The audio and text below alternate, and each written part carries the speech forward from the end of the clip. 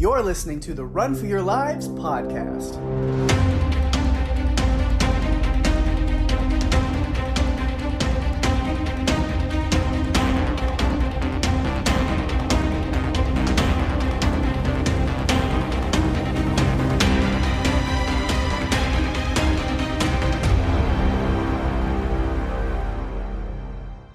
Hey everyone, welcome to the show. I'm Daphne. And I'm Pake.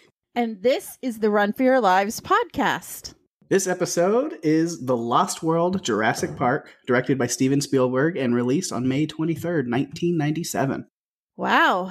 So last week we had a lot of fun and laughs when we did Black Sheep, which was so off the rails, so funny. That was a lot of fun. That was just the best time. I feel like it was a great way, like we said in the last episode, it was a great way to break things up after two super serious ones.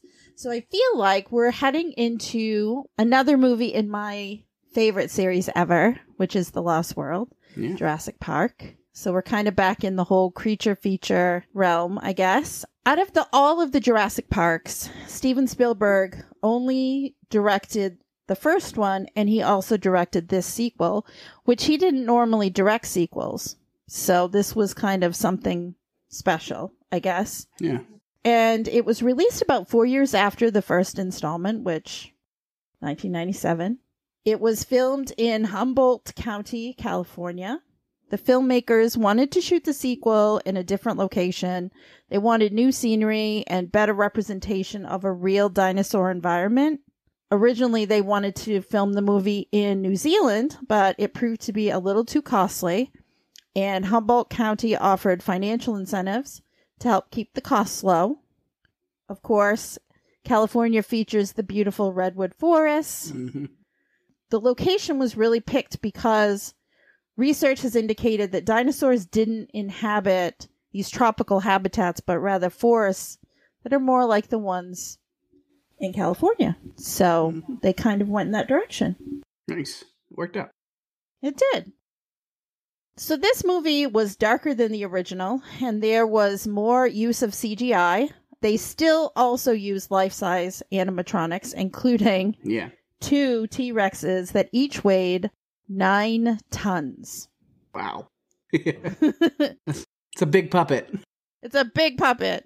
The script was actually influenced by The Lost World from 1925, a movie called Hatari from 1962, and parts of Michael Crichton's second novel. The production schedule for this movie was dependent on if they could get Michael Crichton to write another novel. And the Spielberg direction was a will here, won't he scenario based on timing because he had other projects going on. Yeah. Turns out he was able to do it, so it worked out very well. We're grateful for that. The tagline is, "Something has survived." It was the second highest grossing film of 1997 behind, surprise, Titanic. That one's not going to get beaten.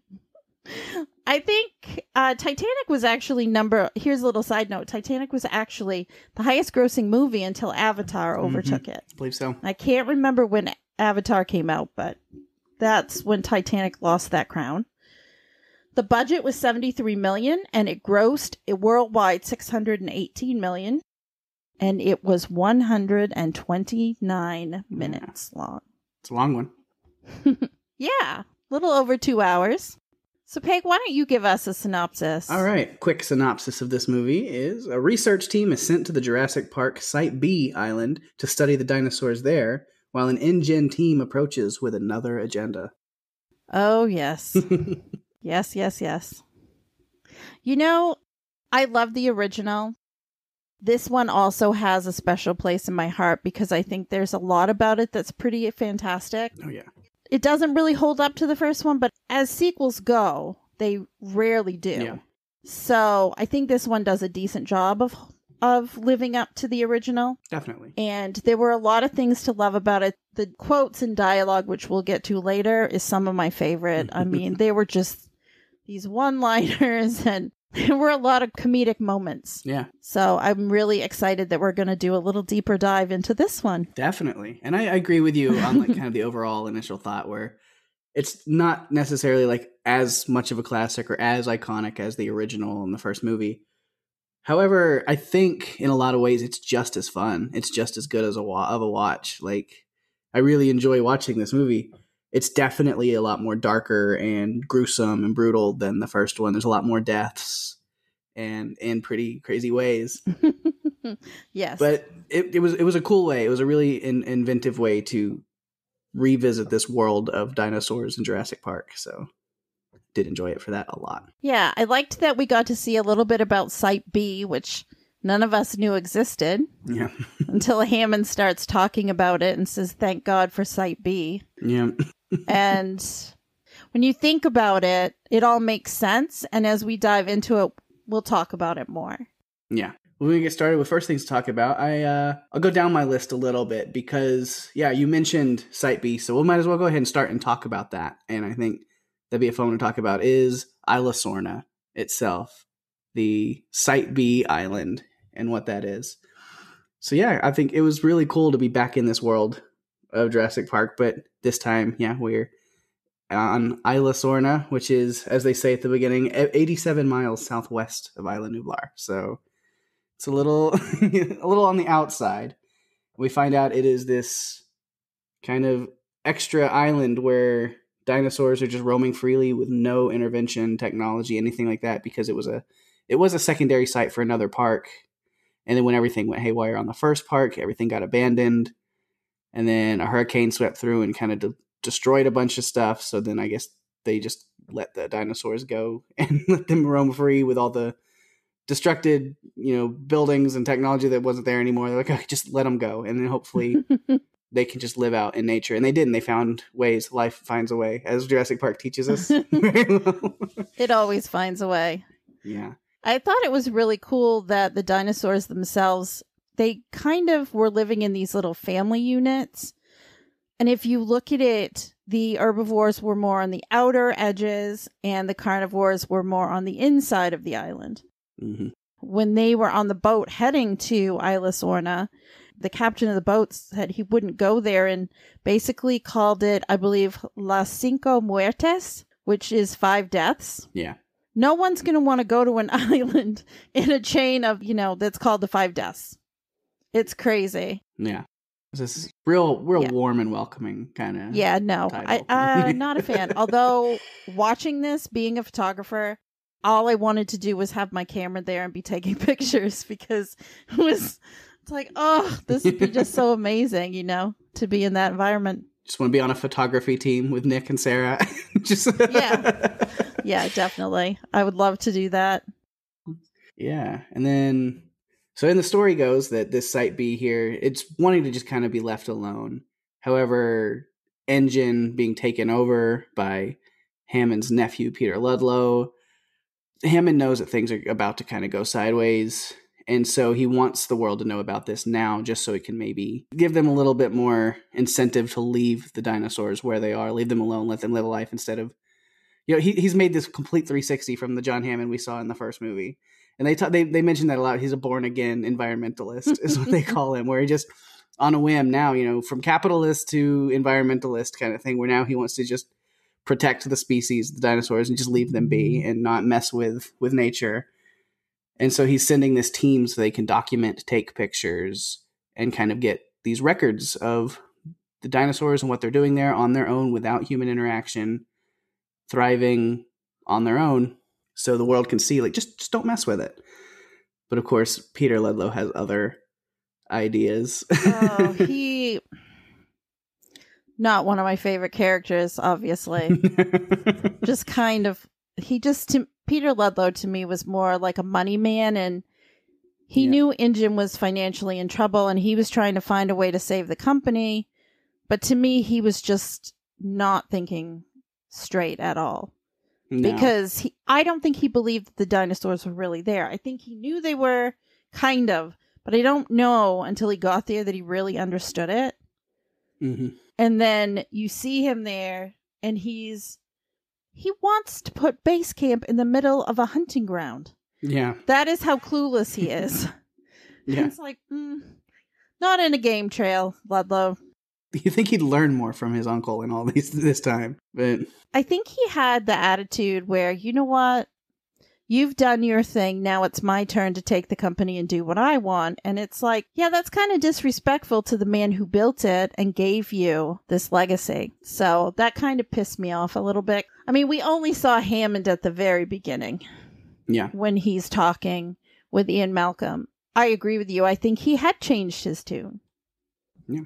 But he's still, I loved that Dr. Malcolm basically said, you got all new ideas and they're wrong.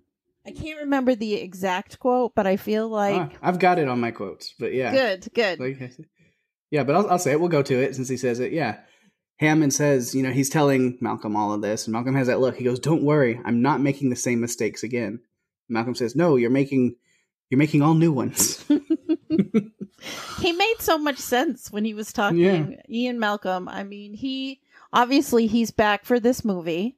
He was in the first one. We got to know him in the first one. I feel like in this movie, we get to see him in a different way. Yeah. Because he's kind of this protector and father, and he wants to run and save his girlfriend, Sarah. And I remember when I saw this movie for the first time in the theater, and Hammond basically tells him who the other two people are and doesn't say who the paleontologist is. Yeah. And then it comes to a head with Hammond saying, she came to me. She wanted to go. She stipulated she wanted to go a few days earlier. And the look on Malcolm's face, it was like, yep. That is not what he wanted to hear. He did not want to go there. He wanted to talk everyone else out of going. Something that's cool, though, about Isla Sorna is we don't see it so much in this movie, but in the next film, Jurassic Park 3, you do get a better look at Isla Sorna. Yeah, and all the different stuff that was supposed to be part of this new park that then becomes a backdrop for quite a just wild land of terror. Yeah, for sure. And we don't see a lot of those dinosaurs in this film. Because I'm sure that we'll go over that list of dinosaurs a little bit later. Oh, yeah. Well, I can go ahead and go that now because I've got it kind of under this Isla Sorna topic. So excellent. I'll kind of go through that, which at first I was going to say, with the Site B thing. When I think of Site B, I jump back to, here we go, another video game talk since we talked about Jurassic World Evolution last movie. Got another game for you, but we're throwing backwards. There's the predecessor to Jurassic World Evolution was a game. I don't know the exact year it was released. I played it on PS2, and it was a game called Jurassic Park Operation Genesis, and it was the same concept. It was like Roller Coaster Tycoon for Jurassic Park. You build a park, make dinosaur enclosures, manage the kiosk, safety measures, guest enjoyment, all of that. But at a certain point, and maybe there's something like this on the newer versions of Evolution. I haven't played it in a long time. But I know for a fact I used this a lot when I played Operation Genesis. You would unlock the ability to have Site B. Oh, wow. Where you had an entire island to yourself. It was a free play mode, basically, where you could just set free and create as many different dinosaurs and stuff as you wanted, as many all over the island. And then you just got to watch them interact and live in the wild. So you get to follow the flocks of herbivores and watch the lone alpha predators hunt them down. And oh, wow. It was just really cool. And I spent a lot of time just as like a kind of just nerdy kid loving the dinosaur stuff, just to like, what happens if I put these different species on this island and block them off by water here and just see what happens. Like, it sounds like Sims for the dinosaurs. Yeah, pretty much. It was a lot of fun. So yeah, speaking of dinosaurs, then the dinosaurs that we see in this movie, I don't know. It's less. It's less because we had 15 that were mentioned in the first movie. There are 10 dinosaurs we see in this movie. And they are the Compsognathus, or the Compies. I love Compies. We finally actually get to see them. They're named in the first one, but we see them in action here. Triceratops makes its return. We see, of course, T-Rex, Gallimimus, Pachycephalosaurus, which I don't think we saw them in the first movie either. We did not. So we get that. Stegosaurus is the first time we actually see them. We get our Velociraptors back for a little bit. Yes. Parasaurolophus is back.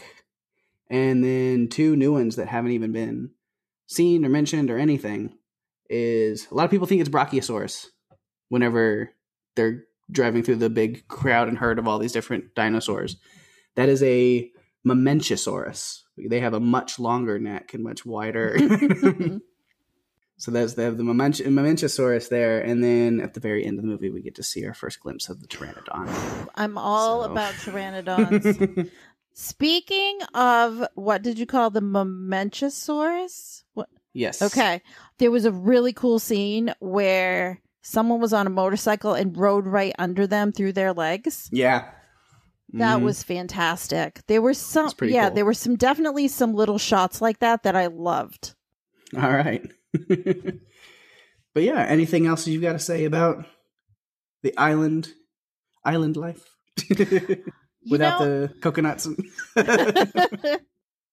I feel like, similar to the first movie, they really made the island almost like its own character.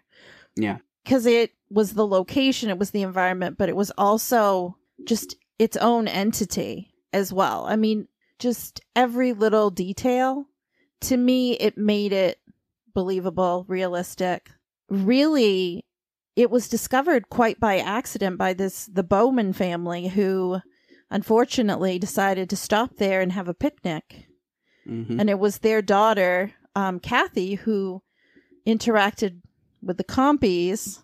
We never really find out exactly what happened to her, only that she's okay. Yeah. Because they didn't show us that. Last we see her, she throws the sandwich down and the Compies are attacking the sandwich, and she's, trying to get away from them. And then her family runs to rescue her once they hear her screaming. Yeah.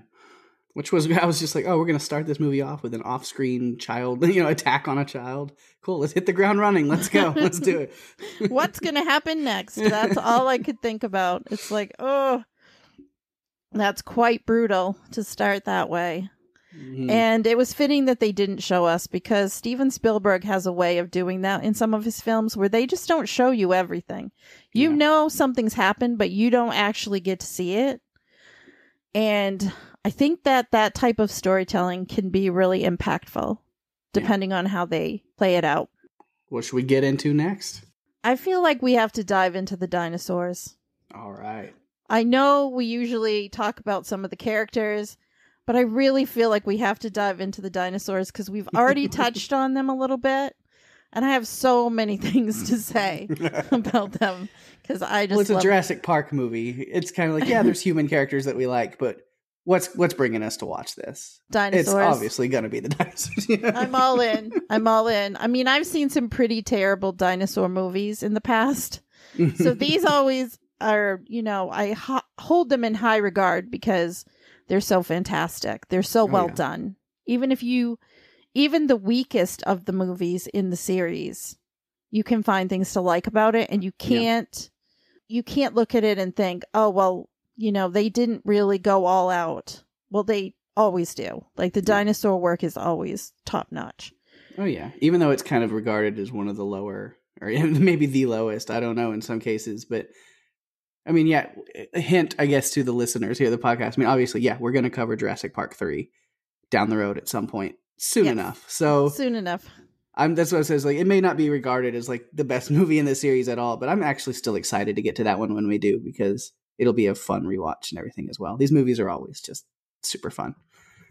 It takes you back. I mean, to when you first saw it, and it's sentimental in some ways. The way that it takes you back to that. We learn in this movie that dinosaurs can survive despite the fact that they have this lysine deficiency. We learn that the plant life does not have a deficiency in lysine, and that by the carnivores eating the herbivores who eat the plant life, the soy, vegetation, that is how they're surviving. Yep. And I found that pretty fascinating and cool. One scene that really was hard for me to watch was the scene where they were rounding them all up. When they were rounding up the Parasaurolophus, and they tied the ropes around the legs and pulled it down so it kind of landed on its side, I just felt terrible. I didn't like it at all. And the poor little Packy that just like, no. But then, I know later they let them out, and that just is one of my favorite parts, is when they let them out and they run amok through everything. Love it. It just makes me so happy.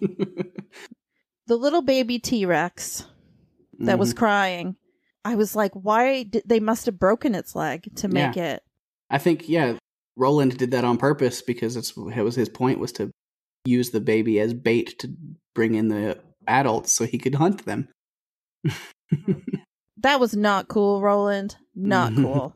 I was not a fan of that. There are some different things that come out in this film. I put this under a category called sights and sound. It was like the motorcycle going between the legs. The view of the T-Rex's feet when they're walking when everyone's running to the waterfall and the T-Rex is walking and you can see it. It's like from the ground view and it's the feet only going. Mm-hmm. And then the raptors. When everyone's running across that field of the tall grass and they're all in a clump and those raptors, you can see them moving through the grass. Yeah. I thought that was brilliant. I loved that. I also liked when Dieter, who's this movie's Nedry to me,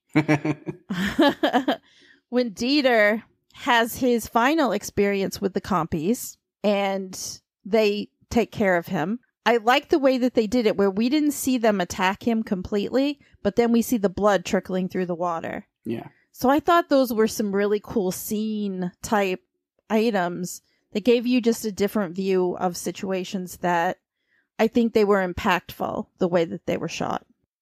Yeah, I agree. So what did you think about the dinosaurs, Pake? Oh, man. I have a lot of notes on like specifics on like a few of them that I really like. So if we want to dive into specifics, then I think we dive in. Yeah. I don't think we can talk about this movie without talking about the T-Rexes, obviously. And I love that we get to say T-Rexes. Yes. It's not just the one T-Rex that's running things. We have two. We have mommy and daddy T-Rex. Well, really, we have three with the baby. Yeah. But yeah, we have the two main T-Rex, full-grown T-Rexes that are just wreaking havoc on this island. These people who have come into its territory, and they're not happy. No. It kind of changes up basically what was their territory. It really messes with that and causes a lot of problems. Yeah. And I love the first thing we get of the T-Rex is the sound. That is the first thing we get, because when they go up in the high hide. Yes. And they're up at the top. And they're just like, what's going to happen? And then Malcolm hears that sound. And you can just feel his whole body just tense up as he knows that sound very well. Too well. Yes, he does. He does not like it. No. He's been up close and personal with T-Rexes. Yeah. With a T-Rex. Mm-hmm. Yeah. So he immediately slides down back to the ground, probably faster than he should have. Yes. But he goes down there because they're not answering the sat phone, and he's like, no, I've got to do something. I have to warn them, let them know what's coming. Then after he goes down, and you're left with Eddie and Kelly sitting up there in the high hide for a little bit, and then you just see the trees moving with the sounds of the footsteps and the sound of the T-Rex, and you're like, ooh. Yeah, mommy and daddy are not happy, and they're coming to pay you a visit. Yeah. And the first time you see this movie, I'm pretty sure I'm thinking, oh, here comes the T-Rex. And so it's quite the reveal there when they're standing there with the baby, and then you have the T-Rex come up in the window behind them. And then as they're looking at it, like, okay, we can, stay still. And then the next one comes up at the next window, and oh, no. Oh. 2 times, double the pleasure right there. Oh, I loved it. I loved that we got to. Yeah, that whole scene is so intense. Even having seen this movie several times before, I'm still just on edge. Like it gets you. You're like, oh man. And then once they realize, Sarah comes up and says, they're not hunting, they're searching, they're looking. This is something different. I'm sure she's already seen them before. She's been here a few days. She's watched them from a distance. So she knows what they're like. And so they decide, we're just going to give the baby back. And when she opens that RV door and the T-Rex's head is just right there, no protection between the two of them. And she just walks out and sets it down like it's nothing. Man, that's anxiety for sure. I can't even imagine. Throughout that whole scene, so many things could have gone wrong. Mm-hmm. And if one thing had gone differently, it would have changed the trajectory for the whole movie and the characters. Mm-hmm. Which, I mean, they set the baby down and then it's like, oh, they're walking away. And things are quiet for a minute. And then I guess Eddie even calls them and says, yeah, they're walking away now. Yep. But, and then no. Yep. I guess something switched and flipped in their mind where they realized, now we gotta take care of our territory. And they come back, and Malcolm immediately knows. He sees them through the window. I was like, this is gonna be bad. This is not good. Hold on to something. Yep. And they decide to just push the entire RV over the side of a cliff. Again, not a great place to park that vehicle. No. I'm so why are you that close to it? Yeah, not smart. That was one of the things that I was just kind of like, Malcolm, you know better than this. Why did you leave that vehicle there? You've seen them push vehicles off of ledges before, don't you? Yeah. Why are you doing this? That's not smart. Yeah. But that's what they did. And poor Eddie comes down from the high to go and try to save them. And it is succeeding at first until he isn't and he becomes dinner. Yeah, that's what I said. Eddie to the rescue, but God rest your beautiful soul, Eddie. So he's a good man. He's fun, but did not last long. But I was thinking, that's a lot of high stress right there to put on this guy. I mean, he's got to tie off ropes, winch cables, try to reverse a car, fail to free his gun from net, get eaten by a T-Rex. It was just a lot of stress to deal with. It is. It's a lot of stress. It's not stress I would sign up for. Definitely not. I would not sign up for it. But man, that's an image that will be with me for my entire life. Since the first time I watched this movie, it's the first thing I think about whenever this movie comes up or crosses my mind is poor Eddie's death. Because I was just like, they straight up ripped the guy in half. Just a terrible way to go. They kind of threw him up and then, I felt bad for him because I remember at the beginning when they first were getting there, Eddie and Nick act all surprised that they are seeing dinosaurs. To the point that Malcolm says to them, well, what did you think you were going to see? And Nick says, iguanas. It's like, no. You're going on a dinosaur expedition, to document them. Yeah. So I go back to that and I just think, oh, poor Eddie. He really had no idea what he was getting into. And once he got into it, he was stuck in a situation. Yeah. Much like everyone in the first movie, they were stuck in the situation that they weren't entirely prepared for. Mm-hmm. So R.I.P. Eddie. Yes, definitely. Going back to the T-Rexes, is then the next bit of chaos that these T-Rexes cause is after they have now been moving towards the buildings where they have the entire engine group with them. And they're camping out just in the middle of wherever. And Sarah had her jacket with the blood from the baby on it, and they had tracked them this whole way using that. Mm-hmm. And so they show up to the camp, and they're sniffing out the jacket. Luckily, Carter screaming got them out of the tent, sort of, and more just kind of wore the tent as a hat and stood up. But that was one of the funnier moments. Mm-hmm.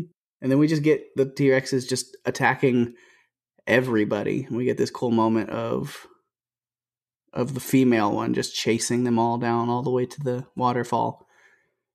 I know, and the feet, like they were getting stuck in the water, like underneath, and they would just step on them. Mm-hmm. Yeah, poor Carter got squished. He did. Like gum on the bottom of his foot for a little bit. Ooh. He was. That was gross. They get to the waterfall and they're like, oh, they can't reach us. And then, Burke. Sorry, Burke. But there may not be snakes on the beach. Like the little girl was warned about at the beginning, but they're definitely in the waterfall. Yes, they are. And being that he, I believe, is a paleontologist like Sarah. Yeah, he seemed very knowledgeable. And she was quoting him earlier about talking about T-Rexes. Mm-hmm. I think she said they abandoned their young and didn't take care of the family. But that, of course, is, been put to rest with what we saw from Mommy and Daddy T-Rex. And yeah. So, yeah, poor Burke, the snake. Mm-hmm. I probably would have done the same thing. I'm terrified of snakes. I'm like, oh. And then on the talks about T-Rex, then might as well skip all the way to the end sequence because that's a big T-Rex moment. Yes. T-Rex Love Wild it. Live and in concert in San Diego. Not really the show anybody wanted to go to or be a part of. Can I ask the question? This is something I have, and I don't know if you thought about it too. How the heck did they get in the control room to kill the people on that boat? I don't know how that really works. Did it get out and kill everybody and then be like, okay, I'm going back to my room. I'll see y'all later. I don't know. I don't know how they would fit in there. Did the baby go do it? Because baby was on a plane. The baby was brought there a different way, so it wasn't even on the boat. I don't know how. I mean, there was a hand on the steering wheel that had been torn off. Yeah. How did it get in there? I don't know. So I just wondered if you thought the same thing, because I just thought it was strange. I don't think they knew. They just went with it. Which, that's fine. But yeah, T-Rex makes his grand entrance into the dock of San Diego, rips through customs, and out he goes into the world. Yep. And he had nothing to declare.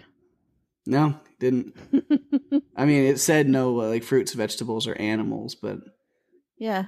What extinct animals do they count? I don't know. I don't think so. I'm not sure that they do. But yeah, it goes, and of course, as Sarah says, it's going to be looking for a source of water, and not the ocean there, but a source of fresh water. It's going to be looking for that, and then she kind of hints at, and then it's going to be hungry, and we're going to have a problem on our hands. And it works its way into a little suburban neighborhood, and finds a pool in a backyard. Poor doggo. I know. R.I.P. dog. I felt bad for that dog. Yeah. The dog didn't even know. It's like, what the heck is this? It's barking at it, and it looks up at him. It's like, no, never mind. Nope. I'm gonna. It's trying to protect the neighborhood. Yeah. It's trying to protect its house, and then it's like, oh no, no, can't deal with that. There was that part in the fish tank, like when it was going into the backyard, where the fish tank was bubbling, like you would often see if the T-Rex was walking like it was in the jungle.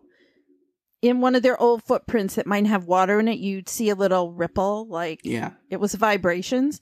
That was kind of going on in the fish tank in the little boy's room. Mm-hmm. He tried to warn his mother and father. They just didn't believe him. I was like, it's like little Benjamin here seems very nonchalant about the whole thing. He just kind of like gets up and, kneels on his bed and he's looking out there and the T-Rex sees him and he's like, and just gets up. Mom, Dad, there's a dinosaur in our backyard. He's not freaked out about it all. He's like, yeah, you should see it. It's pretty cool. What? And what parent, if a kid came in their room and said, well, there's a dinosaur in the backyard, of course you're going to say, just go back to sleep. Yeah. Like, you're dreaming. Mm-hmm. There's not really a dinosaur in the backyard. And then it's like, oh, yeah, there is. Well, they had that whole conversation before they look out the window. There's like, I told you, stop giving him drinks of water right before he goes to sleep or whatever. Like, it's all of this that you're, And then they look and scream. It's like, yep. And he's got the dog, like, house, not in his mouth, but hanging. Yep. And the chain, because he's eating the dog, and then the dog house crashes down, and it's like, oh, poor dog. Yeah. But at least I guess that family was safe, because he could have just ripped through that house. I don't know why he didn't, but okay, good for them. I know.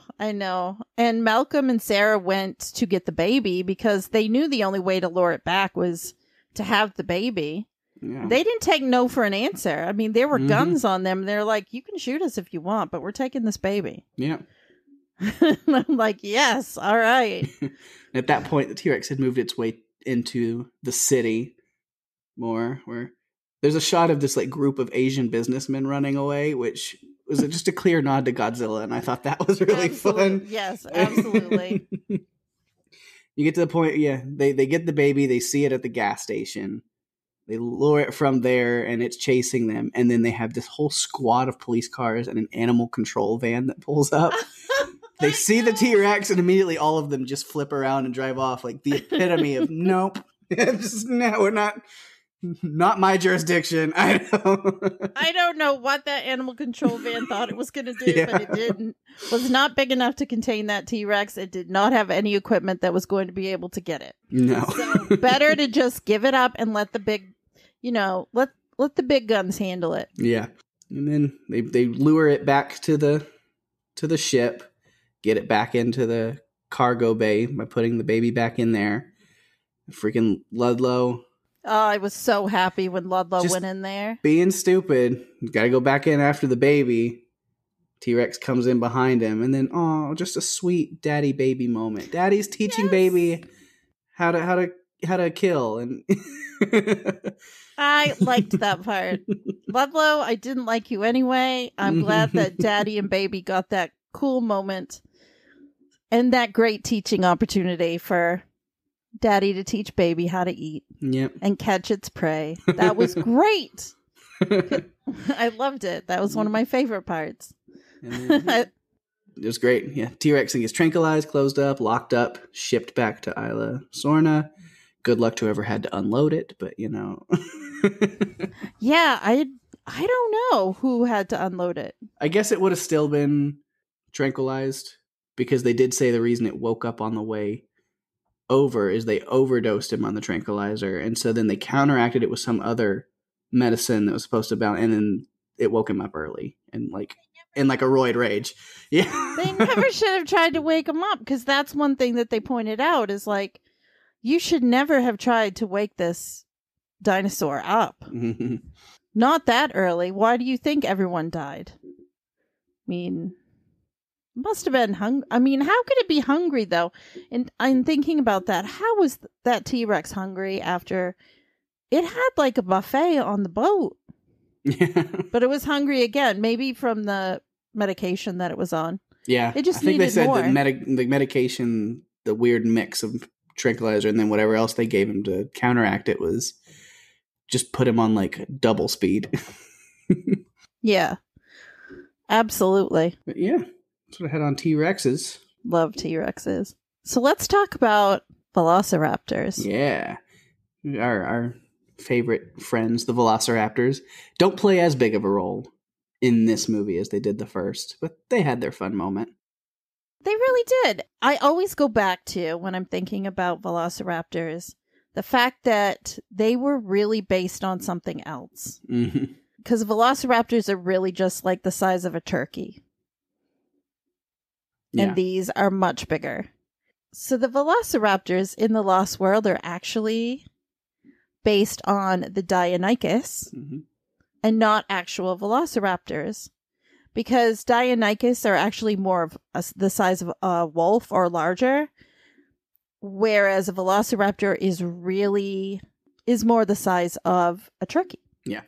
So that's a major difference.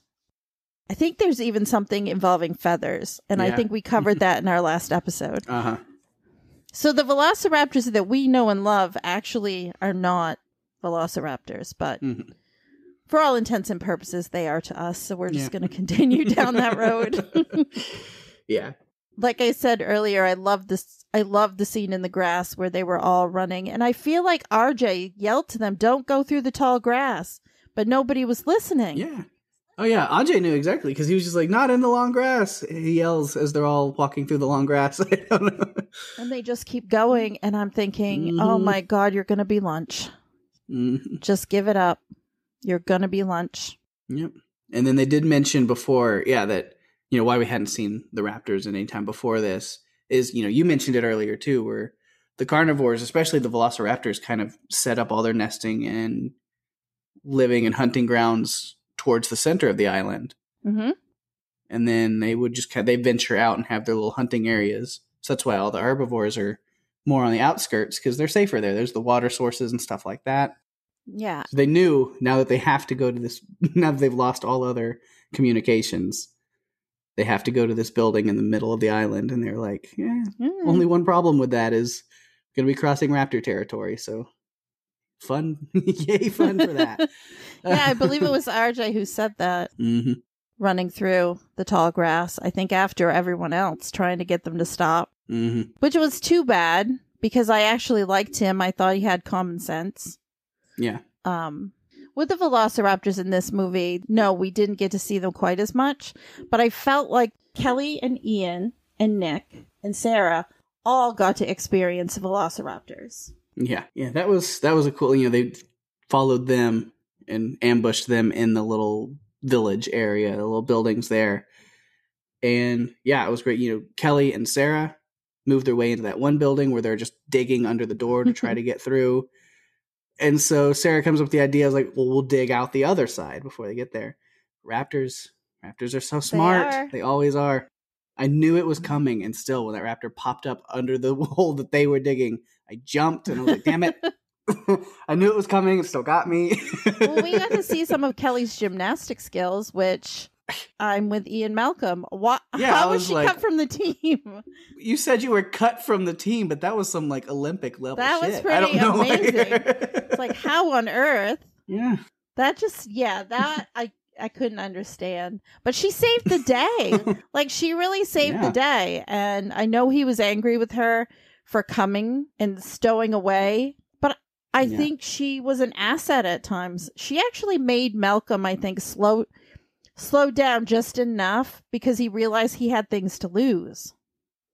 Whereas in the first movie, I don't feel like he had people with him. I mean, I thought, okay, he likes Dr. Grant, he likes Dr. Sattler, but we're talking about his girlfriend here and his daughter. Yeah. They meant a lot to him, and I think it made him have to think more strategically with what he was doing instead of being, more quick to jump to some easy resolution that only affected him because he had more people to think about. Definitely. You see a lot more, I don't know if human side is the right word to say because he was human, but a more caring, more relatable version of Ian Malcolm in this movie than in the first, for sure. Yeah. I feel like we got that deeper dive that we didn't get in the first movie. We really got to meet him where he lived, basically. He's a father and he was a professor.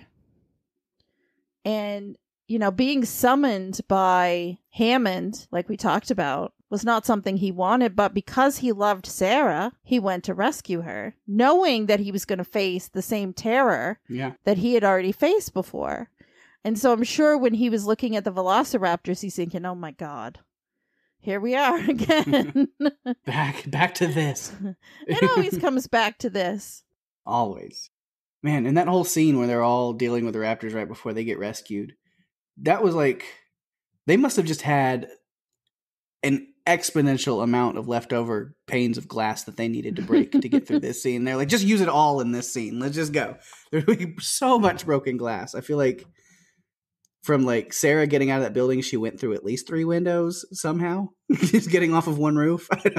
Kelly kicked one of the raptors out of the room. Like when she was doing her gymnastics, it's like, okay, there's another window. Maybe it was a contest to see how many windows they could break. I don't know. They broke quite a few. I think Ian Malcolm has my favorite sequence of the glass breaking in that is he takes off towards this little like shack building. And he opens the door, closes the door, and goes inside. And then the raptor just jumps through the window next to him. And so he just opens the door and goes back outside. But then the raptor jumps back through the window. So they're at this like stalemate of like door and window. So then he takes the door off the hinges somehow, really easily. Maybe it was already loose. We'll say it's loosened.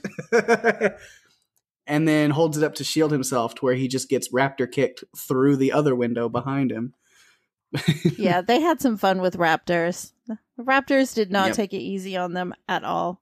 No. But I thought it was great. I thought the effects were really good as well. And I'm not 100% sure. We haven't delved into that piece of it yet. But I really think that, like the first movie, it holds up. I feel like the effects really held up in this one as well. the practical effects and the puppets, the animatronics, those all are going to hold up because they made them so well. Yeah. The CGI, not as much. It wasn't that bad in this movie, though. I've seen much worse CGI. So have I, and I have a feeling. Definitely. I have a feeling in the future, in some of the movies we're going to cover, we're going to see some not so great CGI. Yeah. Little glimpse into the future. Yeah. So I guess while we're talking characters, I think we're good on, if there's anything else to say about some of these characters. Let's see. We kind of covered Malcolm a lot really well. We did. And Sarah and Kelly. But I think we haven't talked about Nick a whole lot. And I like the character of Nick. I forgot Vince Vaughn was in this movie. I forgot that was him. It's been a little while. I was like, oh, hey. It's like one of his breakout roles, too. Yeah. I called him Mr. Greenpeace, a.k.a. the backup plan, because that's kind of what he was there. I loved when he said that. He said, Hammond anticipated other people were going to come. So he created a backup plan. Well, what's the backup plan? Me. And he has these big cutters, like wire cutters, and it's like, okay, he's going to go let all the dinos out. I am on board with this 100%. Yeah, he's one of these guys that corporate kind of people would refer to as an environmental terrorist. Yep. Is one of those guys who, kind of like last week when we talked Black Sheep, kind of like them. That's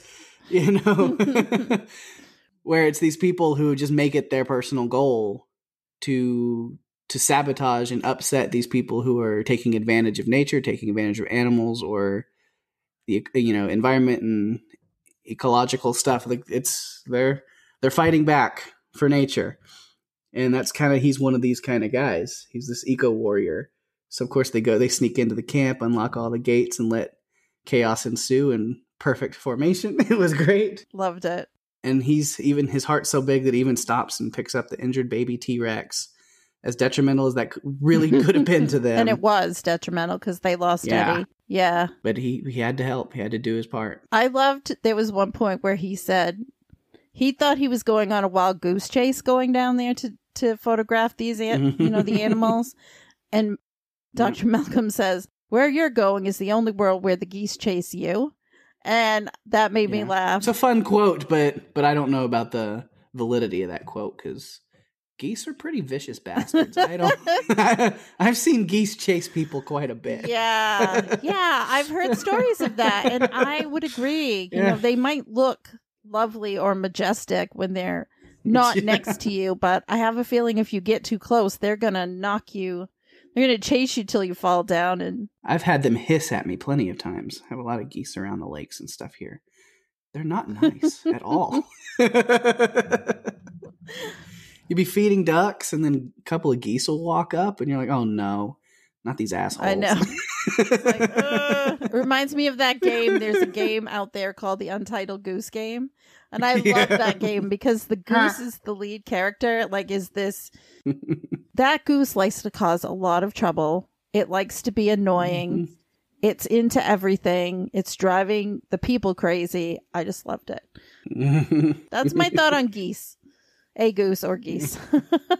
Yeah, I like kind of between Roland and Nick have an interesting dynamic where they like respect each other, but also like are very diametrically opposed in who they are as people. And Nick is eyeing his gun. He's like, I kind of look at it. He's like, no. But then he leaves it sitting there for a little bit, and you see Nick sit there and side eye, look at the gun for a little bit, and I was like, he's up to something. What's a professional environmentalist saboteur to do? And we see it later, but when Roland aims his gun at the T-Rex and click, that bastard. He knew it immediately. I was so happy. I really liked that, even though I know the T-Rex is lethal, but come on. And then Nick gains the attention or respect of everybody, the whole engine team and everything, where Ludlow's doing okay, everybody, let's get up. No. Everybody get up. Nobody moves. No, they were not down with him. Nick just stands up and goes, let's get the hell out of here. And everybody just stands up and heads out. Yeah, they respected Nick, I think, because, he seems like generally a decent person, a decent human being. And I think he was proving that he was there to kind of help, not be, destructive. And I think given it was such a scary situation, they looked at him and said, well, this guy can protect us. This guy, he's not going to do anything because he has no clue what to do. So let's just forget him. He's not helpful. We'll follow Nick because he's just better. You know, he's one that can be in charge. Yeah. So I did want to talk a little bit about Roland. Yeah. Pete Postlethwaite was such an incredible character actor. And I loved this role for him. Even though I didn't like the character of Roland at first, I grew to like him by watching him throughout the movie because I feel like he grew a bit. Yeah. I mean, he kind of came in like this. I'm this big game hunter. The T-Rex is the top predator. I need to take him out. And he's in his vehicle riding along. They're trying to decide which dinosaurs to capture. And he's got this little cheat sheet thing, and you could see like it had T-Rex and Velociraptor and other things on it. He couldn't come up with what their names were, so he just basically said, that one, that's a Packy, Friar Tuck, the one with the dome on the head. Yeah. And then Parasaurolophus, he was just like the one with the red thing on his head. Elvis. Yes, Elvis. Yes. Elvis. Yeah, that, I mean, he really didn't know, and he just threw his cards out the window. He relied on Burke knew most about the dinosaurs, and RJ was really level-headed, so he really could count on them for the information. But he made some comments when Eddie had passed away that predators don't eat when they're not hungry, which did not go well with Dr. Malcolm. Because Eddie had just died. And then he loses his friend RJ a little bit later. Mm-hmm. And he pretty much didn't want to be in the presence. I think he even said he spent enough time in the company of death and he didn't want to go work at the park. He knew that this idea was never going to work. Now that he had seen these dinosaurs in person, knew what they were capable of. Yeah, when Ludlow was like, hey, come work for me in San Diego. He's like, no, I'm not going to be in the company of death. He's like, I already know if you start that up, it's not going to end well. He's like, he just walks off. He's like, I'm going to go back to being on my own. Mm-hmm. And I think that was the right thing for him to do. Mm-hmm. I was sad because I forgot that was the last time that we see him, basically with him saying he didn't want to be in the company of death, because I really liked his character. And like I said, I thought he grew throughout the whole thing. Yeah. When he started interacting with Ian and Sarah, and he was protective, like he didn't want Kelly to know that Dieter had disappeared. Yeah. He's like, don't tell the girl, because he knew that it would frighten her. So he was being protective.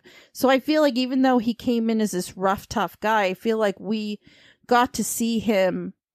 We got to see these other pieces that he could actually be, compassionate and have empathy. Mm-hmm.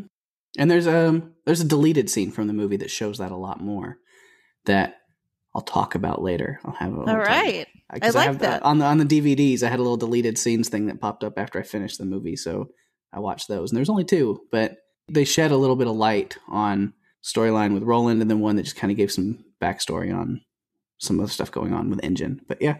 All right. I'll talk about those later. I look forward to hearing that. Yeah. I don't think I've seen those. Uh-huh. And I watched on the DVD also, so I definitely want to hear more about that. Cool.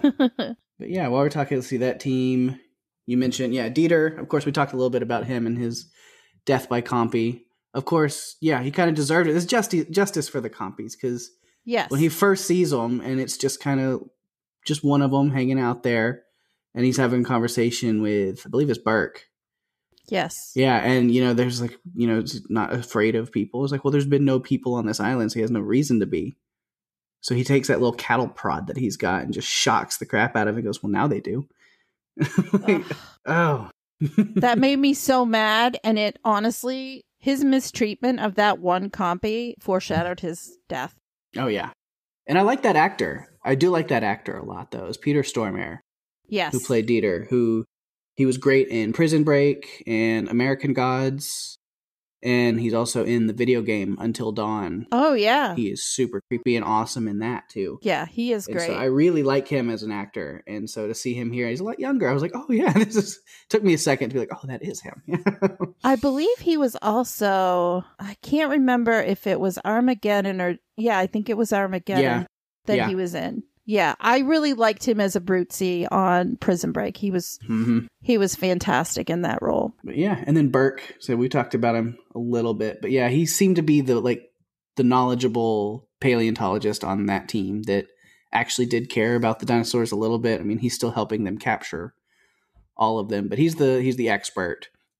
To where one of my other favorite scenes from this movie, the other thing, there's the dark thing where I pictured them ripping Eddie in half, but then the light thing that always comes to mind when I think of this movie is the fun little scene there where Burke is explaining what the Pachycephalosaurus is and how it attacks and how it does stuff, and then as he's explaining it to some guy, it breaks free from all the people trying to hold it. And straight up headbutts a guy through an open Jeep door and out the door and window of the other side of the Jeep. That was that was priceless. I loved it. Yeah. I really enjoyed that scene as well. Because you really got, it was educational about the dinosaur itself. The different dinosaurs that they put in the movie, these are real dinosaurs that existed. And so to get a deeper dive on some of them, I thought was really fun. Yeah. All right. I think we covered everything that I had in my first notes. Yeah, we went over everything that's in my main notes. So yeah. All right.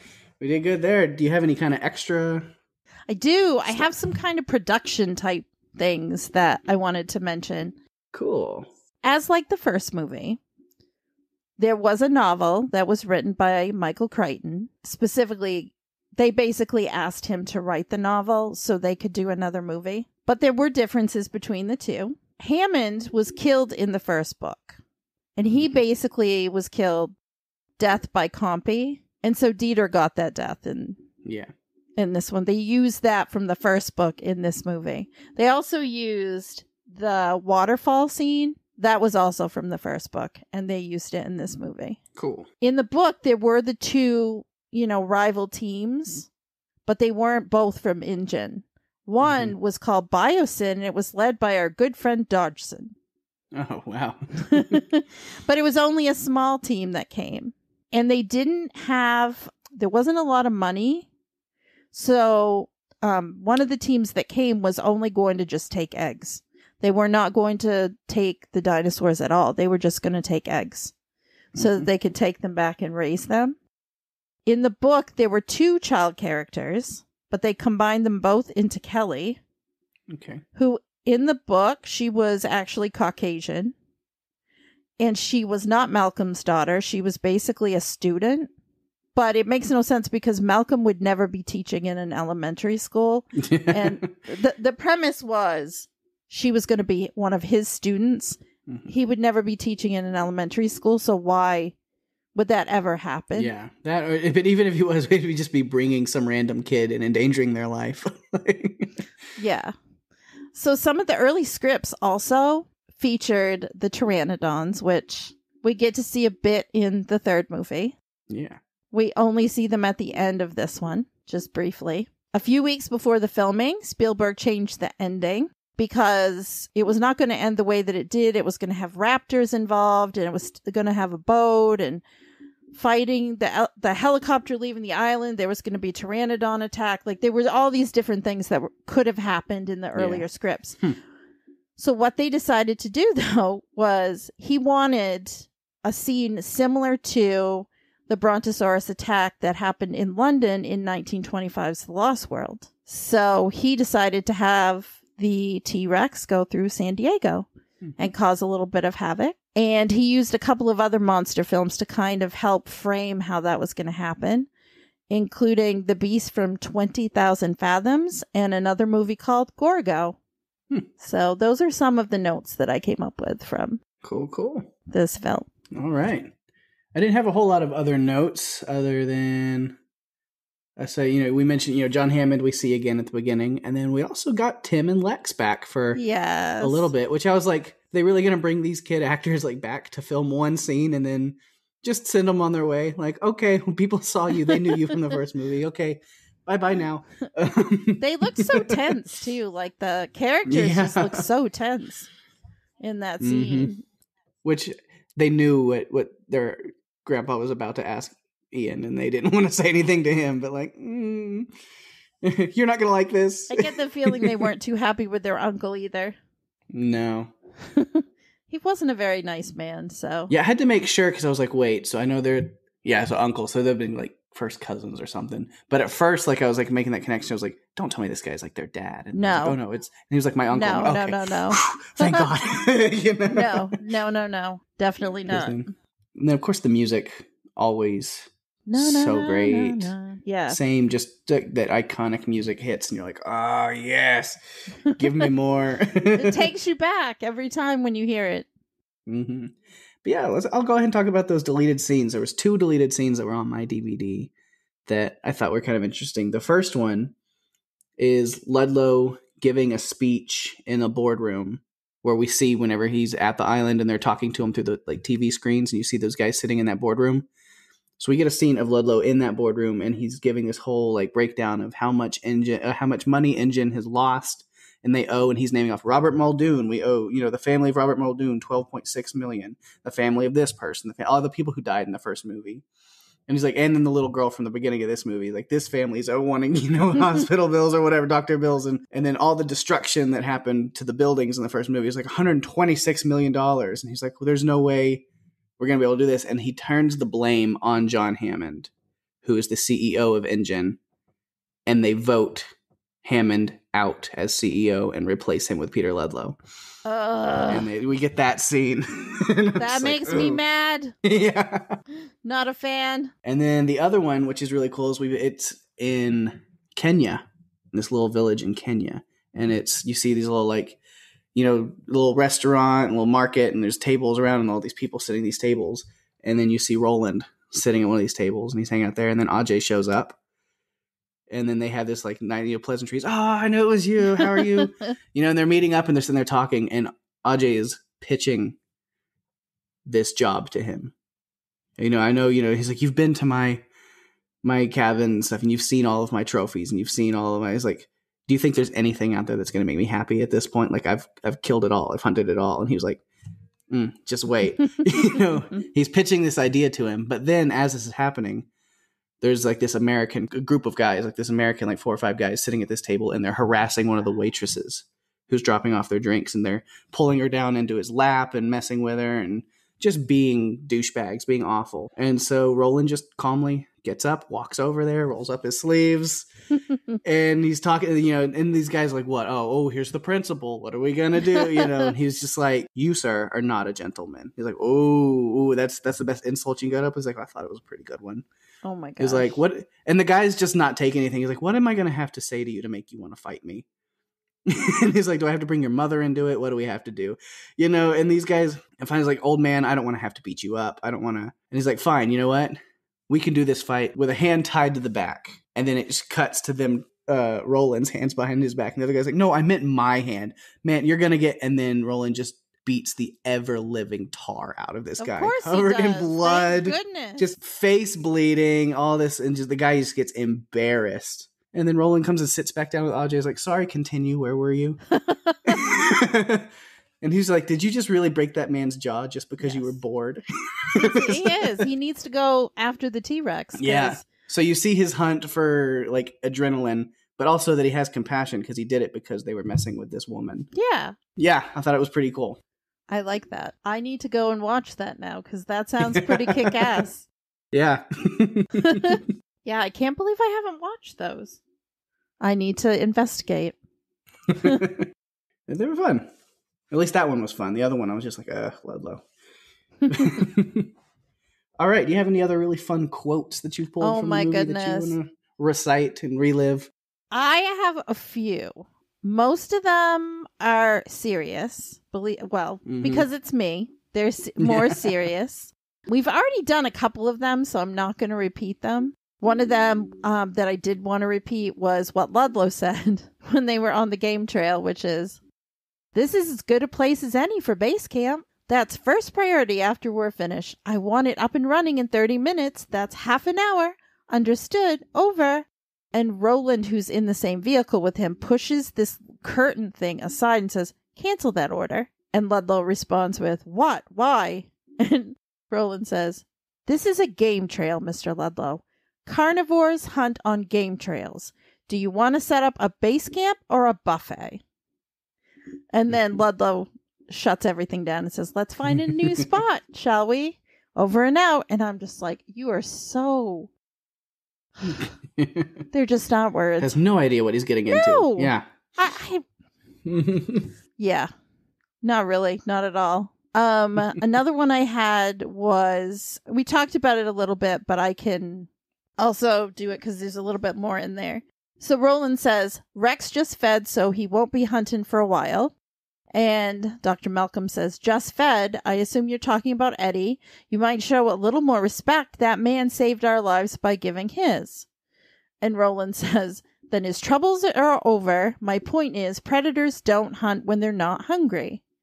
And Nick responds him with, no, only humans do. And Roland's final quote, oh, you're breaking our hearts. Saddle up. Let's get this movable feast underway. And it's kind of serious, but also kind of funny. Yeah. And then right after that, Dr. Malcolm says, 5 years of work and 100 miles of electrified fence couldn't prepare the other island. And you think that, what, a couple of dozen Marlboro men were going to make a difference here? And it's like, honestly, yes. You're in the middle of this island. There are no fences. And we already know what they do to man. So you better bring a little bit more than that if you think you're going to take them on. Yeah. What did you have for some quotes? I have quite a few, but they're all like the first half of the movie because I get to that point where like I'll be taking a lot of notes on quotes, and then halfway through I'm just getting so into the movie and the action that I forget about quotes. And I'm just paying attention to what's going on. But I have a lot of like little, and a lot of mine are kind of funny ones too. Except for the first one's not super funny, but it was a good point. I thought it was good. Is Malcolm saying to Ludlow at the beginning, he says, they needed to know the truth. And he goes, well, you're a version of it. He says, there aren't versions of the truth. I like that. I like that one too. And then another one is Malcolm saying it's not a research expedition anymore. It's a rescue operation, and it's leaving right now. That's very Malcolm. Yeah. I see Kelly saying to Malcolm when he's wanting her to stay with some other woman. I don't know, somebody named Karen. I don't know. Yeah. He says, she doesn't have Sega. She's such a troglodyte.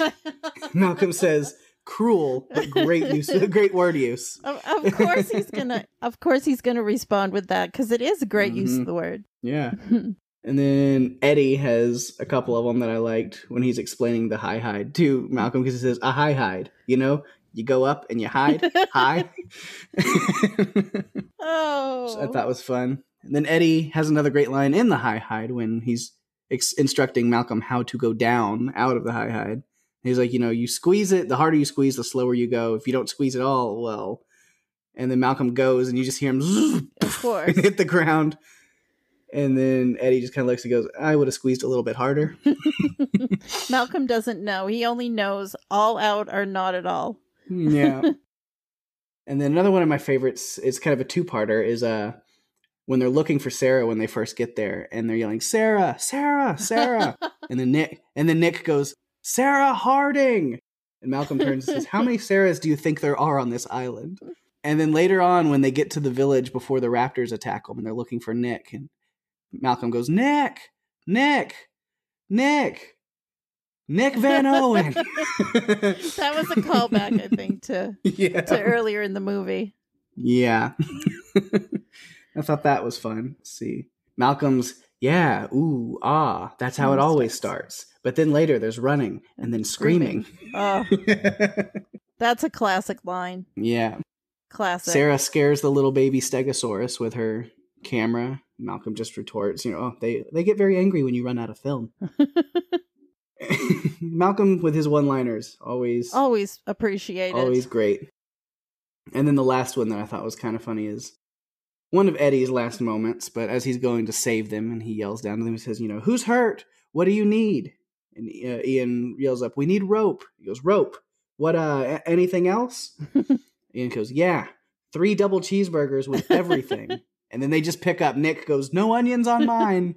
And Sarah finishes off with, and an apple turnover. Oh, thinking about them being in that, that was a terrifying moment.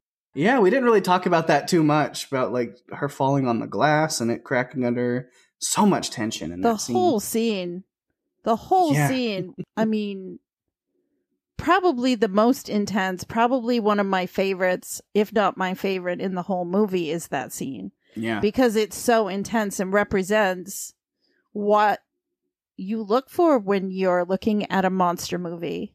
Yeah. And you want that intensity. You don't want it to be like they're walking through a poppy field. Mm-hmm. You want it to be like something is really happening. You want to feel it in your chest, in your throat when you're watching it and, you know, sitting on the edge of your seat. That's what I look for when I'm thinking about a monster movie. And Yeah. I feel like Jurassic Park, The Lost World, all of the movies in this franchise deliver on that every time. It's a safe bet. Oh, yeah, definitely. All right. So I guess we can go ahead and get into rankings Oh my goodness. on here. Let's see. How do you rank The Lost World, Jurassic Park? I had to think long and hard about this because I know what I gave the first one. Mm-hmm. And I know that this one is not as high as the first one, but I still think it has merit. Yeah. So I actually gave it an 8.75. Oh, you dropped it. What was your score for the first one? 9.25. Okay, so we kind of... Yeah, we did just about the same thing, because I gave it a 9, the first one. And so this one wound up with an 8.5. So, yeah. All right. So we're in the same realm. Yeah, I feel like, yeah, we do. We don't always agree, but I feel like we are close enough. Yeah. And this represents that. So I think that's great. Cool. I love that. All right, and now it's time to get into our listener feedback. Always love hearing from our friends and listeners, see what they have to say about the movies we're talking about. I love that we have folks that are sending us stuff every week, so it gives us something to share. All right, cool. Well, these first ones are going to come from Damien, and yes. First off, he says, talking about last week's episode, he just gave us a little bit of a quick feedback that we really appreciate. Just saying, enjoyed every minute of you diving deep into the waters of Jaws. Which, yes, it was a lot of fun. I have had friends that have listened to that episode and told me how much they loved it. They just really enjoyed all the different things that we brought up and comparisons of the characters to current events. And yeah, it's been great to hear from people about it. Yes. And then Damien does leave a good little bit of feedback for this movie here, for The Lost World. So I'll let you run with that one. All right, I can do that. So Damien says, I'm not sure whether The Lost World is my least favorite in the franchise or if Jurassic Park 3 is. I hope to have my mind made up by the time you have covered all the movies. Anyway, as far as The Lost World goes, it's not a bad film, but poor CGI pulls it down a bit. Two things that bothered me was Lex and Tim's very small parts in the film. Maybe it would have been better to not to see them at all. And the T-Rex killing the crew on the boat ride to San Diego was hard to believe. Positives for the movie would be having a whole movie of Ian Malcolm seeing John Hammond again, and the action both on the island, especially the raptors attacking in the tall grass, and in San Diego. Oh, and Vince Vaughn's character was good too. Yes. I totally agree, Damien. I think you'll find that I brought it up that I don't understand how the T-Rexes got into the main cabin of the boat because it was very small. It's like, did they just murder everyone on the boat and then crawl back into... No, did it? Is that what he did? I don't know. They could not fit in that cabin. There's just no way. Mm-hmm. So I'm totally with you on that, Damien. Yeah, Vince Vaughn. A lot of fun. Yeah. All right, we do have a couple of voicemail feedback in from our good friends from over at Panels to Pixels, Mark and Steve. Yes, we do. So we'll do those one at a time. Let's hit up Mark first, see what he's got to say. Here's what Mark had to say. Finally, Jurassic Park Lost World has come back, or has come, to Run For Your Lives podcast. Yes, this is Mark Kirkman. I just wanted to give you guys some feedback for Jurassic Park Lost World. I love this movie. I also love all the Jurassic Park movies, as Daphne and Pake knows. But I just had a good time. I just wanted to throw my thoughts about Jurassic Park. I actually read the book before I saw the movie because the book actually did come out before the movie did. And I went with my girlfriend at the time, and it was pretty cool. My favorite scenes, and I'll just throw them out there. Obviously, the first one, the Godzilla scene, the Asians that are running away from the T-Rex when they get ashore and it gets loose, and, you know, that whole Godzilla scene, obviously, because I'm a huge Godzilla fan. Had me up, and I was grinning ear to ear, and my girlfriend at the time was just shaking her head. But regardless, the next scene that I would absolutely love would be the bus scene when, the T-Rexes are attacking it for the baby T-Rex, and the one guy with the Jeep was trying to save them at the same time, the struggles and everything that goes on. That was very classic. I just love that. And, this holds, a lot of people don't like this movie, but I tend to like it a lot. Regardless, it's part of the trilogy, and honestly, the first two were really good. Third one, it was okay, enjoyable, because we got dinosaurs. And I just love it. I just love the idea. So I'm hoping to hear what you guys have to say about it, because I really enjoy the podcast. But to continue on, I have a couple of quotes. Well, I'll just give one. So the one quote I would have would be Sarah Harding saying, "How do we find the adult?" And Ian just goes, "Just follow the screams." Very classic of a Jurassic Park movie.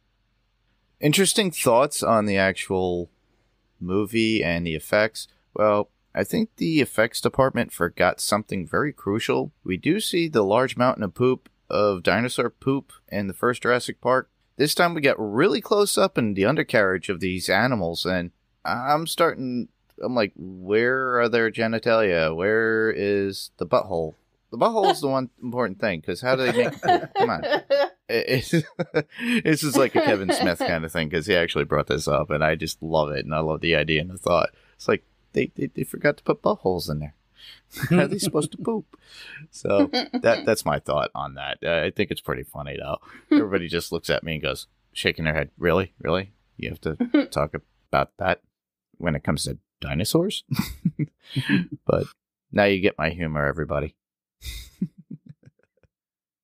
I look forward to the new movie, Jurassic World, and apparently they finished up wrapping on that particular movie. I'm forgetting the name. I think it's Dominion. And I'm looking forward to that, because we got all three classic actors that were in the original Jurassic Park in it finally. And, as you listeners might not know, on the same network, I had somebody on Adrenaline Cinema podcast who actually doubled as a stuntwoman for Laura Dern for the first Jurassic Park, that is. That would be Patricia Tallman. So check out the interview that I do on Adrenaline Cinema. So she gives like a cool story regarding her experience there. I'm hoping that Daphne and Pake would be able to interview her at a later time. So I look forward to what you guys have to say about the movie. And I just like anticipating listening to what you have to say, because I just love the Jurassic Park series just as much as Daphne does. So I'll talk to you guys later. Thank you, Mark, for your insight and sharing what you love about the movie. Yes. Just to love it just as much as Daphne. That's a bold statement that I don't know many people can back up. So yeah, I don't know about that either. Yeah. I don't know. We might have to take a trivia quiz. So our next one is from our good friend, Steve.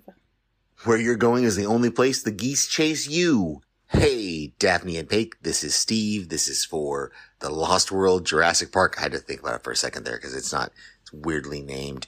And I love that you guys have already told us in your previous podcast about Jurassic Park that this book was written specifically so there could be a sequel to Jurassic Park. I didn't know that. So I have the book, and I want to read it sometime. How did I totally forget there were two T-Rexes in this movie? I totally forgot. Why is it always the bald lawyer-like guy who gets eaten by the T-Rexes? And this guy wasn't even being a jerk. He was really trying to save him, right? And the T-Rex is just... Poor Eddie. Saddle up. Let's get this movable feast underway. Okay, I get suspension of disbelief. I'm good with that. But you've been walking around this whole movie saying how this thing has the best olfactory senses, and you have a shirt covered with its baby's blood. Freaking velociraptors. You know, as soon as she broke free the thing and the hole and it was just big enough for a head, it was, for sure, velociraptor. Gymnastics. Now you're John Hammond. Did that dinosaur eat the dog?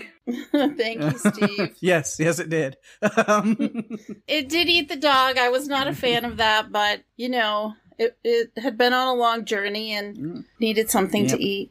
Thank you, Steve. Your commentary is always very much appreciated and loved. Yes, it is. So please keep it up. Mm-hmm. Except for next week. We're going to give you a bye for next week. Yeah. We'll talk about that in a little bit. But yeah. All right. Well, thank you again so much, everybody. If you want to hear more of Mark and Steve, who gave us their voicemails this week, and a lot of weeks they do, and so we always appreciate that. Again, I mentioned earlier, yes, Panels to Pixels is their podcast. They talk about all kinds of movies and TV shows that are adapted from comic book material, and right now they are working their way through The Boys Season 2.